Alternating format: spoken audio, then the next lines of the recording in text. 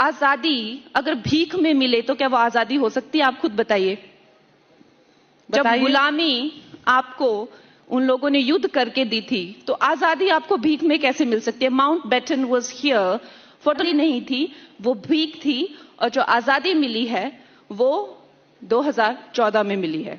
के बयान दे रहे हैं। रही बात कंगना रनौत की, तो उनके बयान पे क्या ही बोलूं। जिनको 2014 में आजादी मिली हो, उनको 1947 के स्वतंत्रता संग्राम की महत्ता, उसकी गरिमा, उसकी मर्यादा का मान कैसे होगा? कि फूलों की सेज छोड़ के दौड़े जवाहरलाल, वो व्यक्ति जिसके आनंद भवन को आप देखने चाहिए तो उनकी क्रॉकरी और उनके कपड़े देख के आपको लगेगा 1947 से। हेलो मैं दानिश। वीडियो की शुरुआत में आपने छोटी सी एक क्लिप देखी, इस कंप्लीट वीडियो को देखिएगा, मजा आने वाला है, कसम से आपको मजा आ जाएगा। दरअसल बात यह है कि एबीपी न्यूज वाले पहुंचते हैं इमरान प्रताप गढ़ी साहब के बीच में, उनसे पूछते हैं कि कंगना रनौत जी कहते हैं कि आजादी तो हमें 2014 में मिली है। इसका एक बहुत जबरदस्त इमरान प्रताप गढ़ी साहब जवाब देते हैं। जवाब सुन करके आपका दिल बाग बाग हो जाएगा। आइए इमरान लाभ ऑफिशियल चैनल को सब्सक्राइब करें। पहले कंगना रनौत जी का ये बयान जरूर सुनिएगा जब वो कह रहे की आजादी हमें 2014 के बाद मिली, 2014 के बाद में मिली, पहले नहीं। उसके बाद में इमरान प्रताप गढ़ी साहब का वीडियो जरूर देखिएगा। पहले वीडियो देखते हैं। स्विफ्टली आजादी अगर भीख में मिले तो क्या वो आजादी हो सकती है? आप खुद बताइए।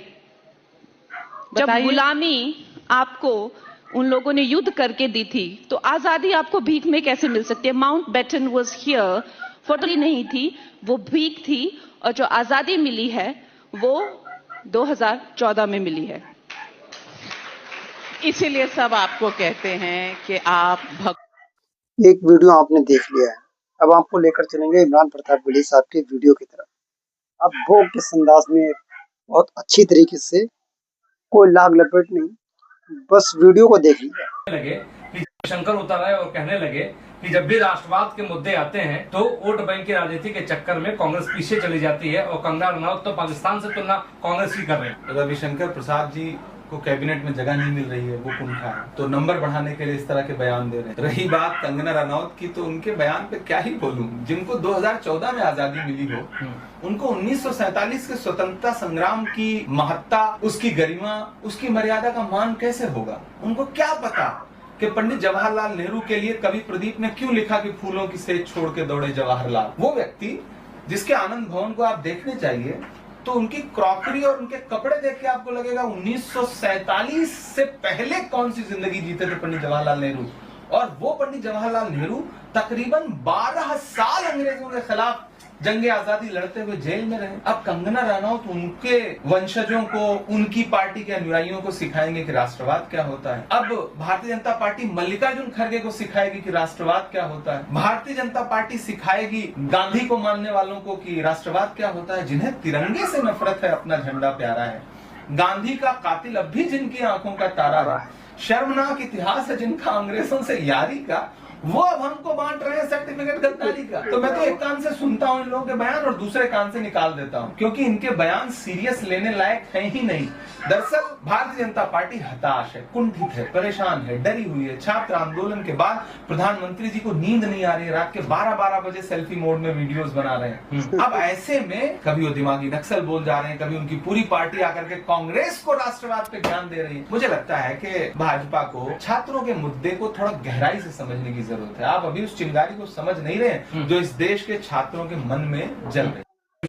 शंकर उतर आए और कहने लगे कि जब भी राष्ट्रवाद के मुद्दे आते हैं तो वोट बैंक की राजनीति के चक्कर में कांग्रेस पीछे चली जाती है और कंगना रनौत तो पाकिस्तान से तुलना कांग्रेस की कर रही है। रविशंकर प्रसाद जी को कैबिनेट में जगह नहीं मिल रही है, वो कुंठा है, तो नंबर बढ़ाने के लिए इस तरह के बयान दे रहे हैं। रही बात कंगना रनौत की, तो उनके बयान पे क्या ही बोलूं। जिनको 2014 में आजादी मिली हो, उनको 1947 के स्वतंत्रता संग्राम की महत्ता, उसकी गरिमा, उसकी मर्यादा का मान कैसे होगा? उनको क्या पता कि पंडित जवाहरलाल नेहरू के लिए कवि प्रदीप ने क्यों लिखा कि फूलों की सेज छोड़ के दौड़े जवाहरलाल। वो व्यक्ति जिसके आनंद भवन को आप देखने चाहिए तो उनकी क्रॉकरी और उनके कपड़े देख के आपको लगेगा 1947 से पहले कौन सी जिंदगी जीते थे पंडित जवाहरलाल नेहरू।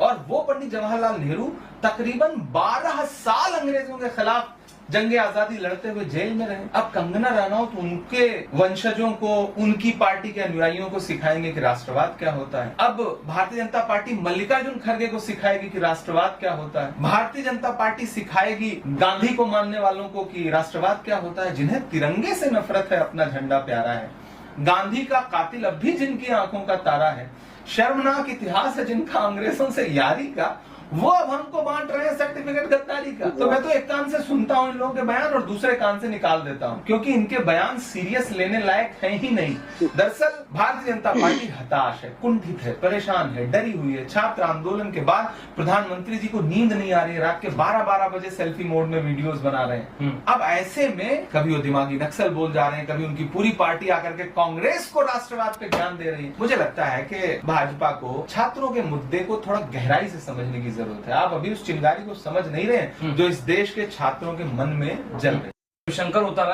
तो इमरान प्रताप बड़ी साहब का ये वीडियो देख लिया। कंगना रनौत के बयान को लेकर के जिस तरीके से एबीपी न्यूज पर बातचीत करने के दौरान उन्होंने बहुत अच्छी तरीके से कहा कि उनके सवाल का जवाब क्या ही दूं। अब सही बात है, क्या दूं जवाब। कमेंट सेक्शन में आते हैं इमरान प्रताप बड़ी साहब के, देखते हैं कि इस बयान को लेकर के जिस तरीके से जवाब दिया, चाहने वालों ने क्या क्या कमेंट्स करा। इनकी बहुत बड़ी खास प्रशंसक है सोनल कपूर जी, वो ये लिखकर कहते हैं कि बिल्कुल सही कहा आपने।